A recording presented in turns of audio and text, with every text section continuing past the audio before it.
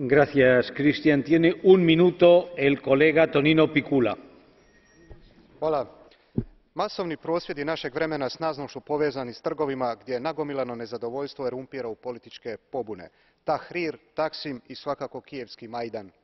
Ali Ukrajina nažalost ima sve pretpostavke da postane takozvana failed state ako se unutarnji odnosi nastave zaoštravati zbog nekog novog sukoba istoka i zapada. Prije 30-ak godina država koja bi se našla u zoni takvog konflikta nije iz krize izlazila demokratskim sredstvima i dijalogom, nego silom. Nadam se da su ta vremena prošla. Majdan dokazuje da se danas na graničnim prostorima Europske unije odvijaju jednako važni procesi za daljnji razvoj europske ideje kao i unutar Europske unije. Podržat ću svaki politički, gospodarski i financijski napor Europske unije da pomogne Ukrajincima kako bi sami pronašli miroljubivi i održivi izlaz iz duboke krize u kojoj se našla njihova zemlja. Ali ne vidim tamo samo opasnu podjelu na zapadni i istočni dio, nego i još opasniju podjelu na one koji imaju i one koji nemaju.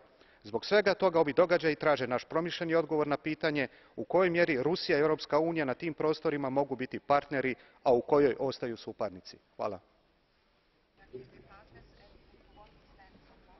Gracias, colega. Tiene el señor Kacin, tiene 2 minutos para su intervención. Gracias, presidente, commissioner, colleagues.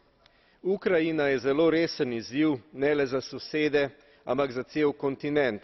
Potrebno je ukrepati takoj. Pri nas v Sloveniji